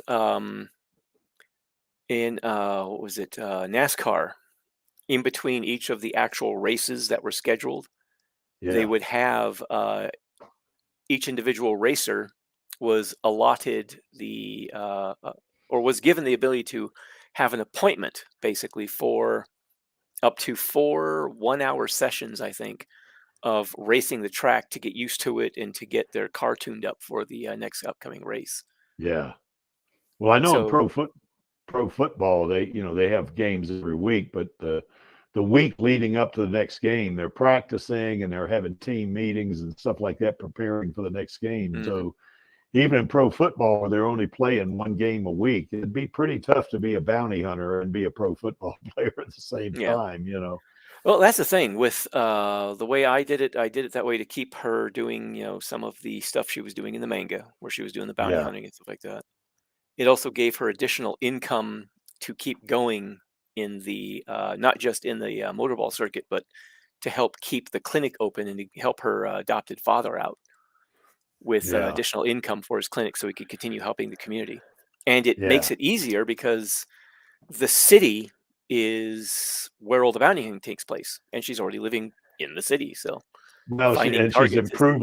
she's making the community safer and helping Ito at the same time. So And helping yeah, him that's make right. the community a little bit better as well. So, Yeah, so I tried to touch on all that as well. Everybody's always looking up to her and idolizing her because of all that she and her father have done for the neighborhood. and you can tell by that panel there that she's not going after the small fish. No, they're She's going after going the big after stuff the with lots of yeah, with big markers on them, yes, and she's which would be not the more bothered by day. it. No, she's not at all. Hmm. She's just assuming I'm going to make 10 million chips. She just Well, knows it's she's more going that to she do has it. finally, like he was in that one panel there. He was saying it's like it seems the dirty work isn't so dirty anymore because she had kind of an ooh reaction to the first time she saw Bounty get taken down by Ito, I think it was, Mm, and now she's just like, ah, well, it's part of life. People get their heads cut off, yeah. so So yeah, she she's adapted quickly to that. well, she's definitely got that confidence. Hmm. Because I guess a lot of bounty hunters in that story, they go after the small fish, the ones that are not so dangerous, Yeah. that they can take them out easy, especially if they ambush them. Hmm. But her, not our girl, boy, she's going after the big fish. Yeah. So, and that's another reason why her body is so superior to every other cyborg on the planet. They just can't compete with her. I mean, in any way. I mean, Yeah. I guess the motorballers can compete with her because she's in a different body when she's playing motorball. But Well, in that even berserker there, body, it's her capabilities, her mental capabilities that allow her to get the edge on them. Many of yes, them, especially in the lower circuits, I mean, people coming into the lower circuits aren't that well trained. They've got yeah, lower quality parts for their body. They've got very little combat training compared to her. She yes, is a Panzerkunst prodigy, basically, hmm, and she has high quality parts that Ito's providing for her. Actually, no, not Ito. I'm sorry, because in the manga, Ito is not involved in that. But yeah, she was able to get a hold of a good sponsor who provided her with high quality parts. So decent quality body, topped with a mind that is a prodigy at combat and also highly experienced. Yeah, that's right. So yeah, she's a badass. Yep. And just this thing, what I found was interesting. It talks Oh to her yeah, the guy who took bravery. the drugs and turned into a werewolf. Yeah, he turned into a werewolf, and she just says, "Werewolf, you're not going to get away." She goes after him. I mean, most people would see a werewolf if there was such a critter. They would be trying to get away and hide, or something like it. Not her, boy. I'm going to go get that son of a bitch. I mean, she does look a little surprised in the lower left there, but it's like, she's surprised that there are werewolves. I guess. But after Werewolf, that, I'll take you down anyway. Yeah, that's right. Yeah. So that speaks to her bravery, I think, because werewolf is also her quick adaptation. Like you were saying, most people would see something like that, some little guy hulk out in some giant wolf-like monstrosity and be like, oh, like, what the heck is that? And she's like, well, that's surprising. Now to fight it. Yeah. And it's not like I'm going to fight it and this is going to be tough. It's like, I'm going to fight him and he's going to be dead when I get through with him, Yeah. And yes, he was basically, I think it was some sort of combat drug that mutated the body or something like that. Yeah, that's right. I can't remember the specifics of it, but yeah, I think Kishiro basically put it in there as partly as a joke a little bit. Yeah. But yeah, well, he did put a little bit of an backstory to, what was going on with him. Well, I think it was supposed to be like a super soldier serum, wasn't it? Or something like that. And then it kind of went awry or something. It mutates their body into werewolves instead of super soldiers, something like that. And yes, Finn, there's werewolves in the manga. And there's also vampires.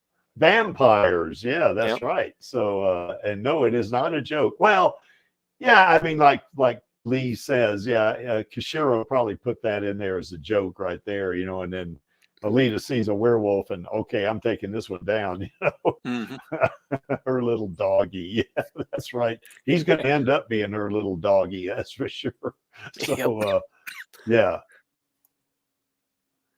So anyway, that does speak to her, just her. I mean, it's like, she does look a little bit surprised there, but it speaks to her, like Lee says, her adaptive ability and just, I'm going to handle this, I mean, it's like a surprising situation popped up. Well, I guess I better change up my tactics a bit. Yes. I'm going to, I mean, it's like with, when she was in Tafari's and she had just gotten her, Imaginos body. I think she was fighting with the GIB, or the MIB. Was it Medical Inspection Bureau robots? Yes. And she gets knocked out of Tafari's, is hanging from the underside of it by these cables over, the vast empty distance that, could lead to her fall to the ground. Yeah. And she remembers something that Gelda had drilled into her, basically to simply accept the present circumstances as they are and deal with them as they come. Kind of something like that. That's probably not exactly what it was, but it was basically to roll with the punches and just keep going however it is that you need to go.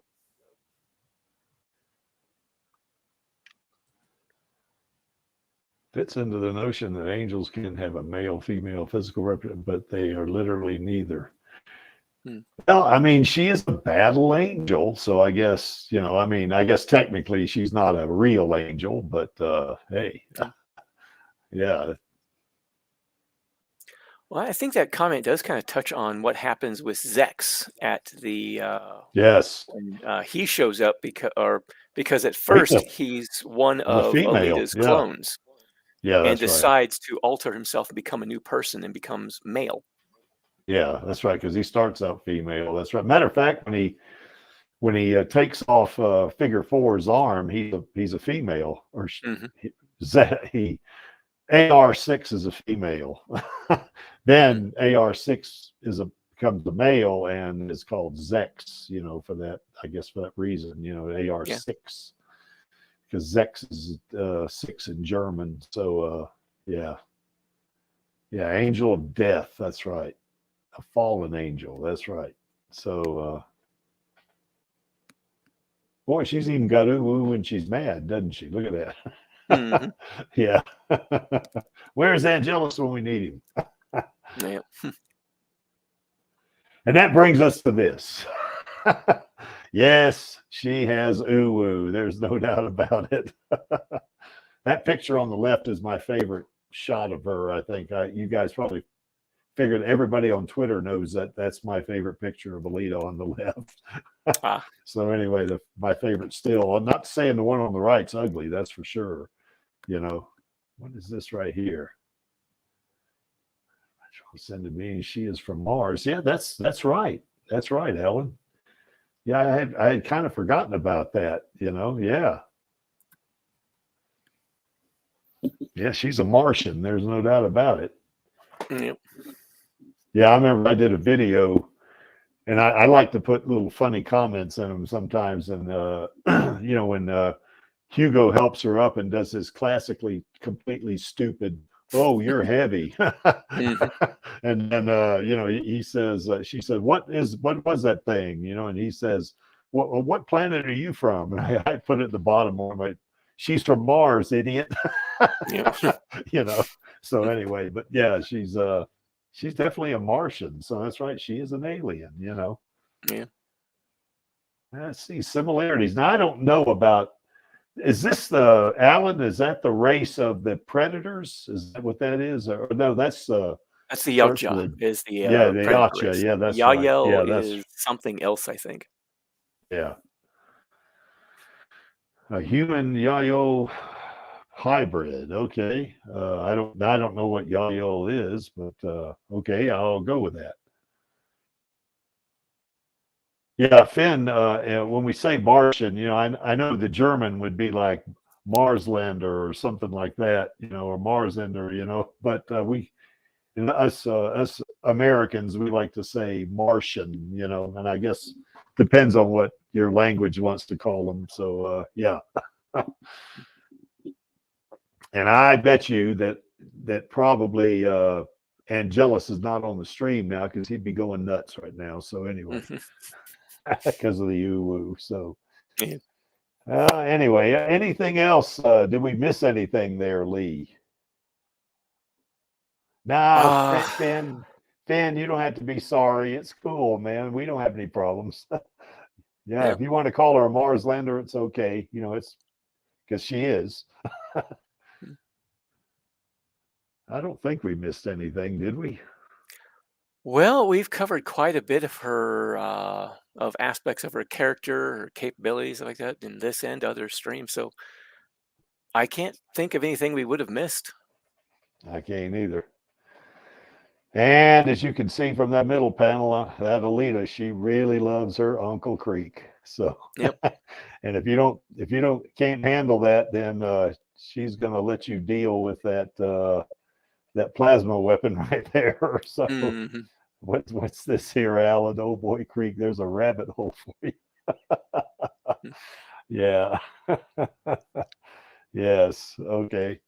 All right. Then I guess first of all, go ahead. I was just going to ask you real quick. So you finished up the chapter where they head out the gate into the Not yet. I just got into it yet. I haven't got to the end yet. So don't tell me the end of that chapter. Okay. Was it 12 or file number 13 or whatever the damn number is, you know? Yeah. So, yeah, I haven't finished it yet. I just got into it. So I got sidetracked. I couldn't finish it. But I would have read the whole thing if I hadn't got sidetracked. So. All right. Okay. Well, this wouldn't be an Alita live stream if we didn't do a shout out to, you know, our queen, Rosa Salazar. And of course, in the Creeks book, she's number one in terms of being, she is Alita, actually. You know, she really wants to play Alita again, too. But I tell you one thing that's going to be cool about her is she's going to play a super villain called Diamondback in next Captain America. That, yeah. That's going to be really cool. I can't wait for that to come out. You know, that's going to be nice. You know, her fighting Captain America. That's, you know, maybe they'll put some Alita, you know, type Easter eggs in that thing. You know, it could be, you know, that'd be nice. Yeah, that'd be nice. So anyway, yeah, she's number one in the Creeks book. And these two ladies are also pretty high up on the list in the Creeks book too. That would be Elle Lamont on the left and Jessie Fisher on the right. Those two brought Screwhead to life, and they're both really cool in my opinion. Both of their interviews were great. I mean, Elle, she hung in there with us the entire 3 hours. Yeah. It was really cool. Now Jessie had something to do. I think she couldn't stay the whole time with us, but she was in there with us for at least an hour, I think. So they were both a lot of fun to interview, that's for sure.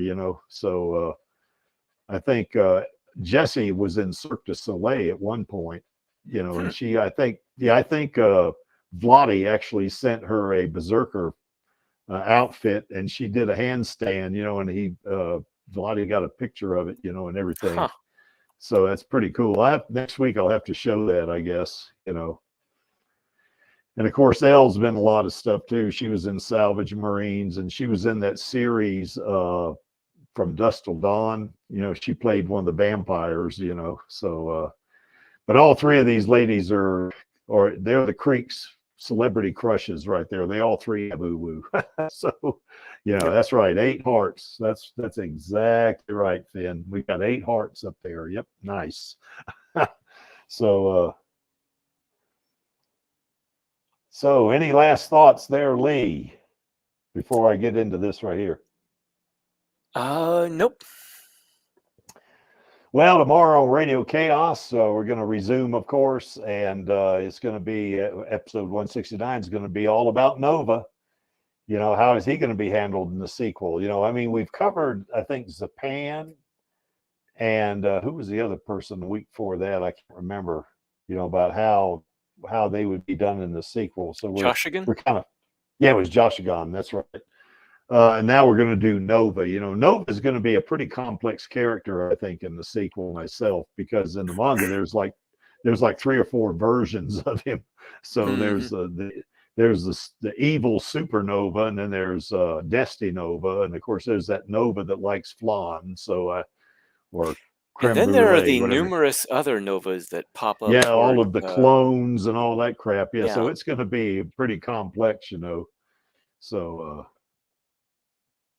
and he's a pretty powerful individual. Although I think at the end of the Last Order, he starts becoming a little senile. I think because he's older than I think he's not quite as old as Karula, I guess, but he's up there. Yeah. So. If Alita was interaction with Sirius Black from HP. Okay. I don't know that either. I don't know that universe. It's the Harry Potter universe. Yeah, I know.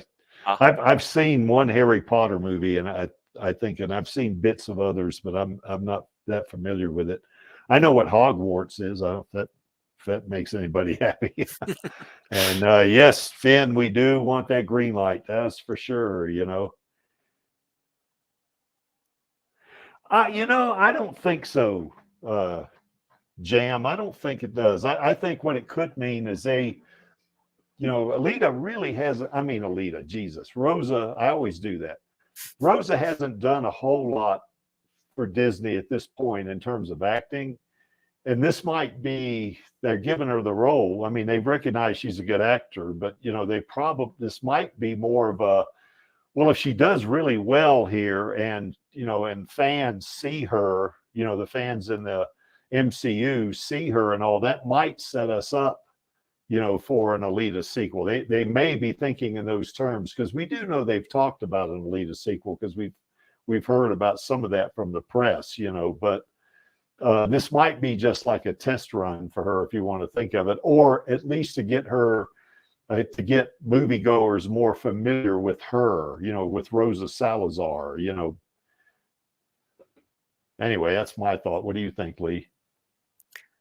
I'm almost inclined to agree with Jam, just because it was a lot of effort on the part of Rosa that really brought Alita to life. Yeah. I mean, without her performance, I don't see how the movie could have really done quite as well, and I don't see how Alita would have been quite as endearing. I think a lot of that had to do with Rosa's charisma and acting capability to bring that as much humanity into Alita as she did.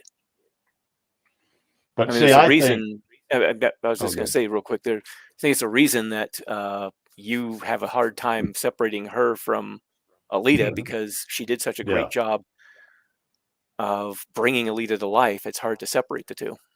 Yeah, that's right. Well, I don't think it necessarily spells doom for Alita sequel. We just have to see. We don't know, because I know Cameron, Landau, and Rodriguez, all three, and Rosa, all want to do an Alita sequel. And if Cameron makes as much money as he did, with Avatar 2, that's a pretty hard force to resist. So I don't know. We'll see. I tend to be more optimistic, I think, just because I think Rosa is such a good actor, and I think people that are MCU fans will finally see Rosa, almost as Alita, will see Rosa acting again, and they'll maybe in the future, if they see an Alita sequel and it's starring Rosa Salazar, they'll be able to make that link, with Rosa Salazar playing Diamondback, and if she knocks it out of the park, I think that's another plus. Yeah. Well, we'll see. What's this? Hopefully, here? Yeah. Yeah, that's right. All right. So anyway, join us tomorrow for this one. That's going to be, I guess, 9 p.m. GMT, I think, is when that thing goes. Is it 9 p.m. or 10 p.m.? Let me look real quick because I don't want to tell anybody wrong. 10 p.m. GMT is when it is. Nope. It's 9 p.m. That's right. 9 p.m. GMT. That's when it's going to be. So. All righty. So why is this image here? Well, that image is there because the Creek likes it and he's running the stream. And I'm only here for our girl. And I'm paraphrasing Grushka on that one. And of course, we in the Alita Army are all here for our girl. We want to see that sequel, that's for sure. Yep. So, any last thoughts at all there, Lee? Can't say I've got any. Cool. All right, then I guess on my count of 3, I guess you and I will just do the call to action ourselves. So that would be 1, 2, 3. Film those sequels, Film those baby. sequels, baby. Yeah, it's great when you only got 2 people doing it. It can be in sync. So anyway, we'll see you next week on the Alita live stream. We'll see you tomorrow on Radio Chaos. Take care, everybody. Ta-ta. What's up, Alita Army? This is Hot Toys Alita, and I hope you enjoyed this week's Alita live stream. Please join my Uncle Creek, Angelus, and our other guests for next week's show. Remember, I do not stand by in the presence of evil, and film those sequels, baby. See you next time.